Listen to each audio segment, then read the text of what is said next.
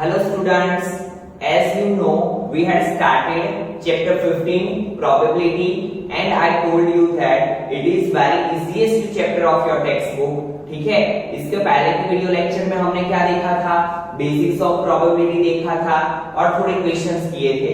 आज हम थोड़े और आगे क्वेश्चंस करेंगे ताकि आपका कॉन्सेप्ट और अच्छे से क्लियर हो जाए। ठीक है, बहुत ही इजी टॉपिक है, ध्यान देना अच्छे से। अगर आपने लेक्चर में ध्यान दिया तो ये हाफ एन आवर का लेक्चर ही आपको थ्रू आउट द ईयर याद रह जाएगा। तो ध्यान दीजिए। Now see question number 10। क्या है क्वेश्चन नंबर 10? अ पिगी बैंक कंटेन्स 150 पैसे कॉइंस। क्या है पिगी बैंक के अंदर? 150 पैसे कॉइंस मींस 50 पैसे के कितने कॉइंस है? 100 कॉइंस। ठीक है, अभी देखिए यहाँ पे हम साथ में लिखते जाएंगे ताकि हमें कोई कंफ्यूजन ना हो। तो टोटल नंबर ऑफ कॉइंस हमें लिखना है। टोटल नंबर ऑफ कॉइंस क्या है? तो पहले क्या दिया है?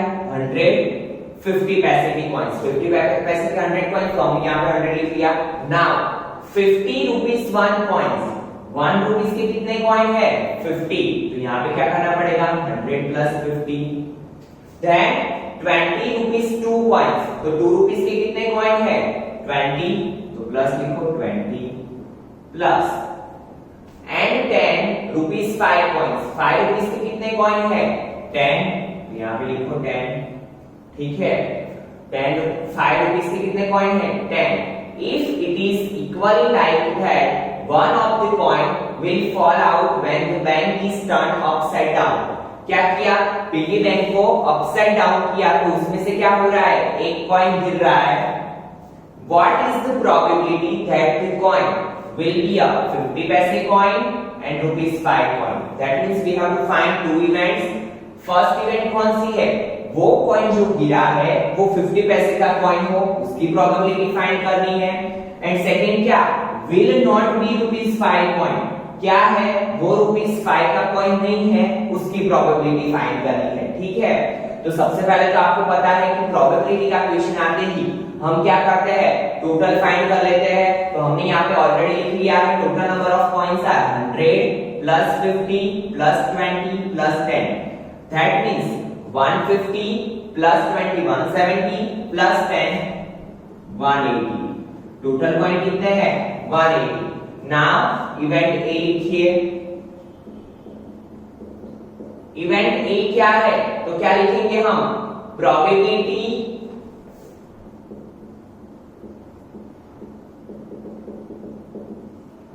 that the coin probability that the coin fall down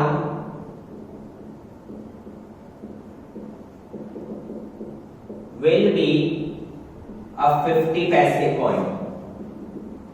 ठीक है, तो यहाँ पे क्या करेंगे हम? P of A is equal to, नीचे क्या होगा आपको पता है इक्वेशन में, नीचे क्या लिखते हैं हम? टोटल चीज, तो टोटल नंबर ऑफ कॉइंस। ऊपर क्या लिखेंगे? जो हमें फाइंड करना होता है वो क्या फाइंड करना है? 50 पैसे की कॉइन। तो यहाँ पे क्या लिखेंगे? नंबर ऑफ 50 पैसे कॉइन। ठीक है, now you know that total number of coins कितने हैं? 180 एंड 50 पैसे की कॉइन कितने हैं? तो देखिए 50 पैसे के कितने कॉइन हैं? 100। तो यहाँ पे क्या लिखेंगे हम? 100। 0 cut 0 cut, 2 9s are 18, 2 5s are 10, 2 2 cut, तो हमारा आंसर क्या होगा? P of A is equal to 5 upon 9। It is our probability। ठीक है, तो बहुत ही सिंपल सी चीज थी। Now what we have to do? We have to find second event। Give name event B। Event B क्या है? तो देखिए will not be a rupees 5 coin। क्या करना है? will not be a rupees 5 coin। तो यहाँ पे लिखेंगे probability that the coin will not be a rupees 5। ठीक है, अभी आपको पता है इक्वेशन लिखते हैं हम, तो P of B is equal to, नीचे क्या लिखेंगे हम? Total number of coins. ऊपर क्या लिखेंगे? Number of coins that are not of ₹5। ठीक है, number of coins that are not of ₹5। तो टोटल नंबर ऑफ कॉइन्स कितने हैं? 180। अभी हमें क्या बोला है कि ₹5 का कॉइन नहीं होने चाहिए। तो देखिए हमारे पास टोटल कितने कॉइन्स है? 180। उसमें से ₹5 के कितने थे? 10। तो हम अगर 180 में से 10 को सब्ट्रैक्ट कर देंगे तो बाकी कितने बचते हैं? 170, जो ₹5 के कॉइन नहीं है। क्यों? फिर से एक बार समझिए, टोटल हमारे पास 180 कॉइन्स थे, हमें क्या नहीं चाहिए? ₹5 का कॉइन नहीं चाहिए। तो ₹5 के कॉइन हमारे पास कितने थे? 10। ठीक है, तो हम क्या करेंगे? 180 में से 10 को सब्ट्रैक्ट कर लेंगे तो हमें क्या मिलेगा? 170। यहाँ पे लिख लीजिए 170, 0 0। ठीक है, तो 17/80 इट इज अवर आंसर।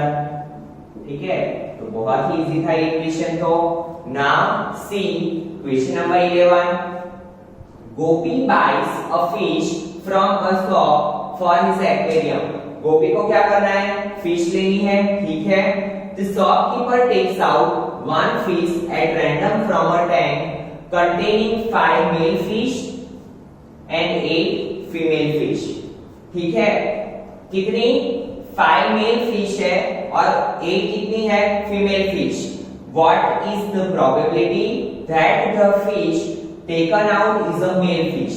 हमें क्या फाइंड करना है कि गोपी जो फिश निकाल रही है वो क्या होगी? Mail fish. उसकी प्रोबेबिलिटी क्या है? तो सबसे पहले आपको पता है कि हम क्या करते हैं? टोटल नंबर फाइंड करते हैं। तो यहाँ पे टोटल नंबर ऑफ कॉइन्स की जगह पे क्या आ जाएगा?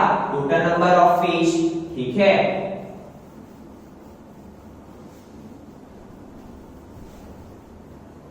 तो यहाँ पे क्या लेंगे हम? Total number of fish.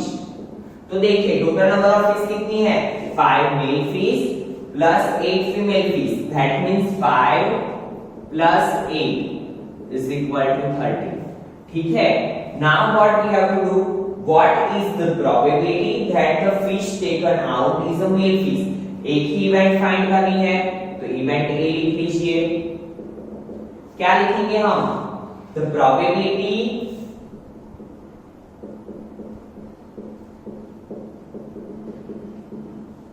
that the fish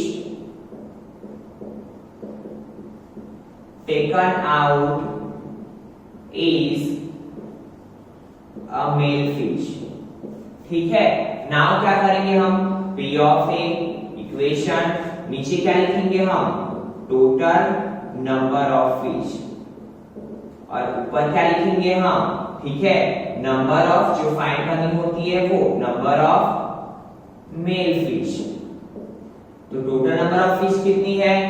13 and mail fish कितनी है उसमें? 5। तो 5/13 P of A is equal to 5/13। It is our answer. ठीक है, फिर से एक बार समझिए क्या किया था क्वेश्चन में? Gopi buys a fish from a shop for his aquarium. Gopi को एक फिश खरीदनी थी। The shopkeeper takes out 1 fish at random. Shopkeeper ने क्या किया? एक्वेरियम में से एक फिश निकाली। ठीक है, बट उसमें कितनी थी? 5 मेल फिश थी, 8 फीमेल फिश थी। तो सबसे पहले हम क्या करते हैं? टोटल नंबर ऑफ फिश लिखते हैं। कितनी थी? 13। ठीक है, और हमें कौन सी प्रोबेबिलिटी फाइंड करनी थी? मेल फिश की। तो ऊपर क्या करते हैं हम? नंबर ऑफ मेल फिश लिखते हैं, नीचे क्या करते हैं? जो टोटल होता है वो लिखते हैं। ठीक है, now see question number 12। A game of chance consists of a spinning an arrow which comes to rest pointing at one of the numbers 1 to 8। आपने ऐसी गेम देखी होगी, पता है यहाँ पे एक एरो होता है और इसको घुमाते हैं और देखते हैं कि एरो कौन से नंबर पे फिक्स होता है। ठीक है, तो ये गेम को क्या बोलते हैं? Game of chance. ठीक है, तो उसमें कितने नंबर दिए हैं? Total number 8। तो यहाँ पे सबसे पहला काम हम क्या कर लेते हैं क्वेश्चन में? टोटल नंबर्स लिखने का। तो टोटल नंबर कितने हैं? 8। तो पहले वो काम करने का।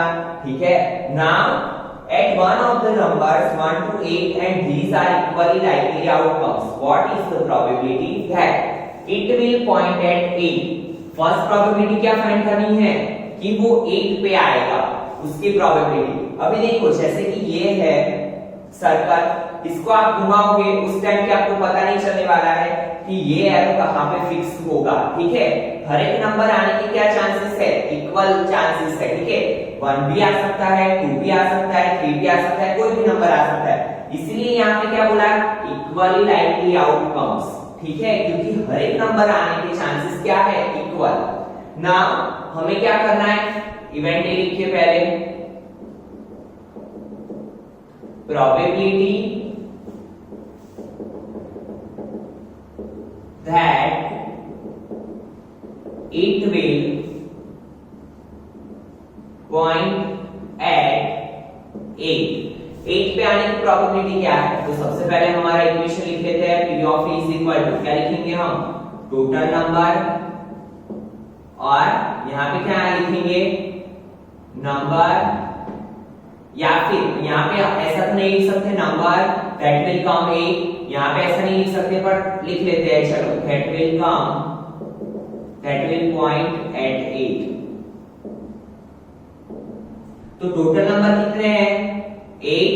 अभी देखिए 1 to 8 में 8 कितनी बार है, तो देखिए ओनली 1 टाइम, ठीक है। तो 8 पे आने की पॉसिबिलिटी कितनी है, ओनली 1, क्योंकि 1 to 8 में 8 कितनी बार है, 1 टाइम। तो यहाँ पे क्या लिखेंगे, 1/8। तो P of A is equal to 1/8। Then event B, event B में क्या बोला है, an odd number. Odd number आपको पता है किसे बोलते हैं, 1 3 5 7 9 11 जो होते हैं उसे क्या बोलते हैं हम, ऑड नंबर्स, ठीक है। तो हम चेक करते हैं कितने ऑड नंबर्स है। तो देखिए 1 3 5 7, तो कितने ऑड नंबर है, 1 2 3 4, ठीक है। तो ये है हमारा आंसर। यहाँ पे लिखेंगे probability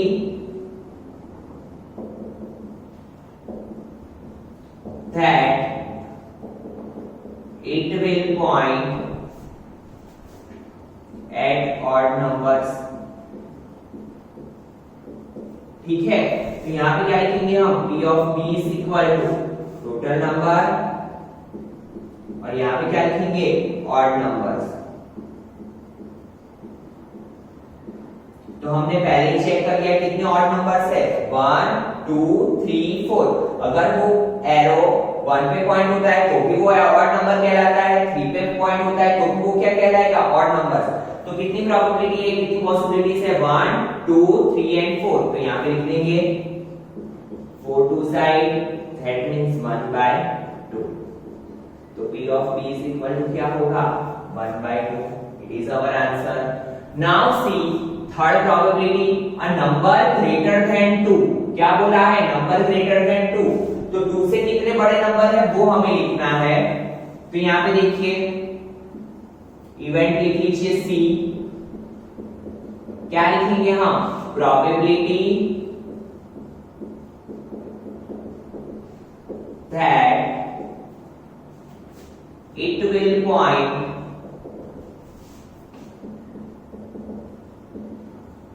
at number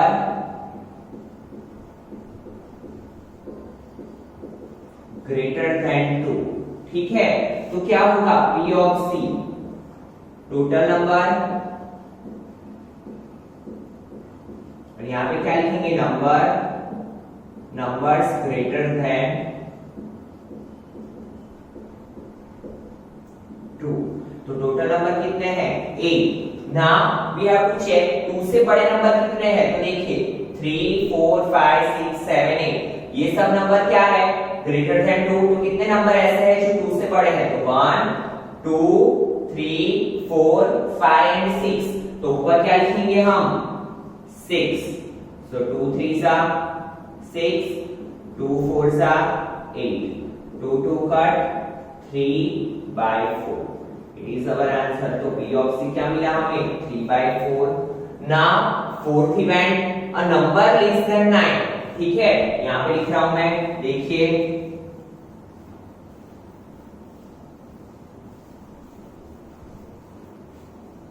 इवेंट सी के बाद क्या लिखेंगे हम, इवेंट डी, तो क्या लिखेंगे हम, probability that it will point at number less than 9, ठीक है। Now P of t, write down the equation, क्या लिखेंगे हम, टोटल नंबर, और यहाँ पे numbers that are less than 9।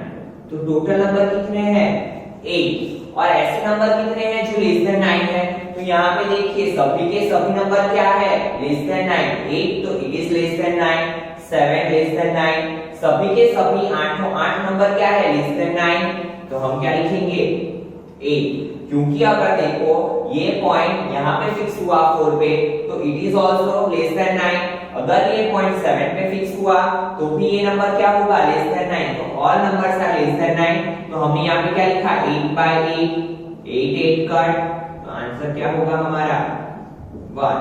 तो इसी के साथ आपका क्वेश्चन नंबर 12 यहाँ पे कंप्लीट हुआ। Now we will see question number 13। Now see student, question number 13, a die is thrown once, find the probability of getting a prime number, a number lying between 2 and 6 and odd number. We have to find 3 probabilities, ठीक है। Die का मतलब तो आपको पता ही है, आपने सांप सीढ़ी भी खेला होगा, वैकेशन में लूडो भी बहुत खेला होगा, तो आपको इजीली बहुत ही अच्छे से पता है कि डाई का मतलब क्या होता है, ठीक है। How many numbers are there in a die, as you know कितने नंबर होते हैं, 6 नंबर होते हैं। तो हम सबसे पहले क्या काम करते हैं, टोटल नंबर लिखने का, तो यहाँ पे क्या लिखेंगे, टोटल नंबर्स कितने हैं, 6, ठीक है। Now what we have to find the probability of getting a prime number. पहली प्रोबेबिलिटी क्या फाइंड करनी है, प्राइम नंबर होने की, ठीक है। तो यहाँ पे लिखेंगे इवेंट ए क्या फाइंड करना है, प्रोबेबिलिटी, प्रोबेबिलिटी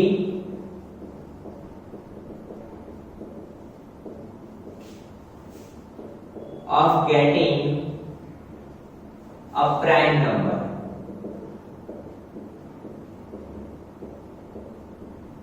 ठीक है। नाउ सी P ऑफ ए, हमारा इक्वेशन क्या होता है, टोटल नंबर और numbers that are prime,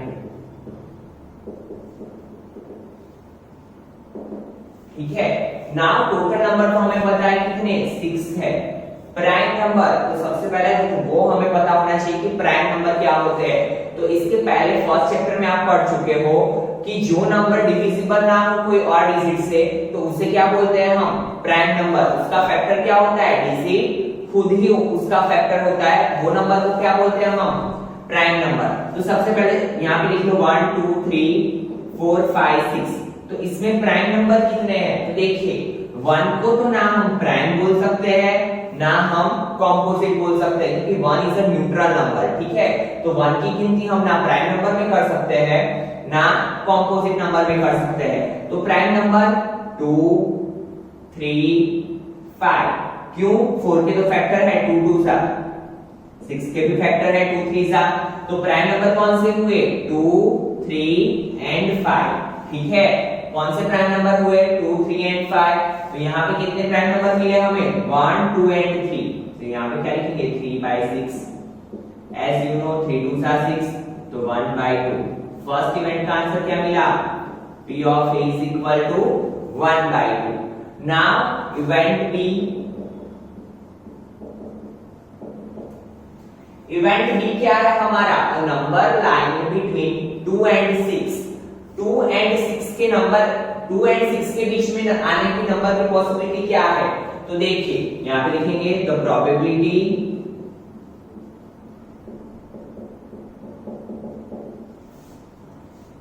that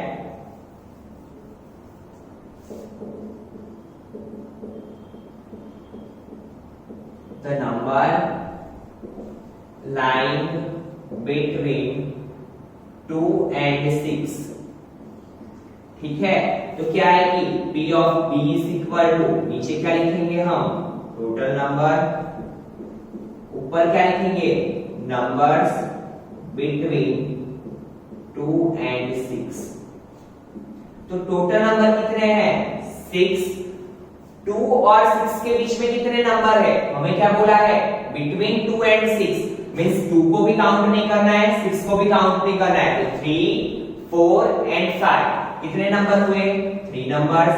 ठीक है, that are lying between 2 and 6, 3 2s are 6। तो हमारा आंसर क्या आएगा, 1/2। P of B is equal to 1/2। Now you want to see क्या दी हुई है इवेंट सी हमें, an odd number, odd number. ठीक है, तो यहां पे लिखेंगे तो प्रोबेबिलिटी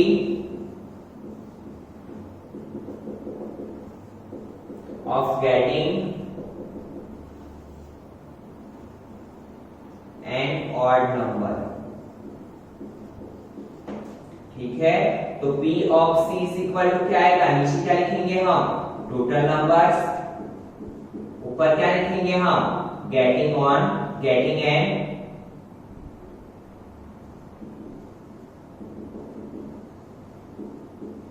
ऑड नंबर्स। ठीक है, टोटल नंबर आपको पता है 6। नाउ 1 to 6 में ऑड नंबर कितने हैं, तो देखिए 1, 3 and 5 is odd number, so how many numbers are odd, 1, 2 and 3। तो ऊपर क्या लिखेंगे हम, 3, 3 2s are 6। तो आंसर क्या आएगा हमारा, 1/2। तो P of C is equal to 1/2, it is our answer. ठीक है, बहुत ही इजी क्वेश्चन था। Now see question number 15। Question number 14 we will do in next lecture, क्योंकि उसके लिए आपको मुझे एक पूरा अलग से कॉन्सेप्ट समझाना पड़ेगा। तो हम क्वेश्चन नंबर 14 नेक्स्ट लेक्चर में करेंगे। ठीक है, right now we will do question number 15। 12 defective pens. Defective का मतलब क्या होता है, जिसमें खामी होती है, वो जो अच्छे से नहीं चलती है वो। 12 defective pens are accidentally mixed with 130 good ones। जो 12 बिगड़ी हुई जो पेनें थी, डिफेक्टिव पेन थी, वो किसके साथ मिक्सअप हो जाती है, 132 गुड वन पेन के साथ। It is not possible to just look at a pen and tell whether or not it is a defective। क्या हो रहा है, हमें पेन देख के ऐसा नहीं पता चल रहा है कि ये अच्छी है कि खराब है। ठीक है, जैसे कि ये मार्कर है, मार्कर को आप बाहर से नहीं बोल सकते हो कि ये चालू है कि बंद है। ठीक है, तो ऐसे मिक्स हो गई है। तो सबसे पहला काम क्या होता है हमारा, टोटल नंबर फाइंड करने का। तो सबसे पहले क्या करेंगे हम, total number of pain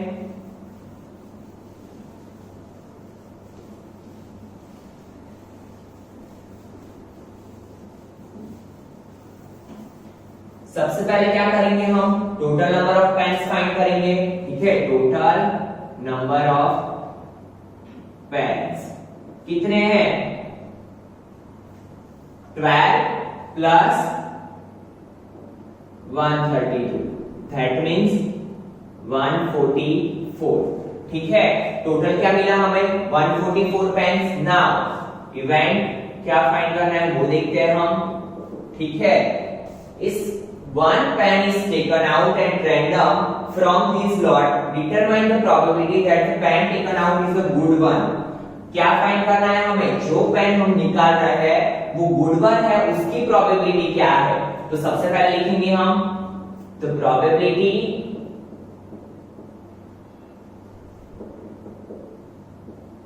of getting a good one pen. ठीक है, तो क्या करेंगे हम, P of E is equal to क्या लिखेंगे नीचे, टोटल नंबर ऑफ पेन, और ऊपर क्या लिखेंगे, number of pen, number of good one pen.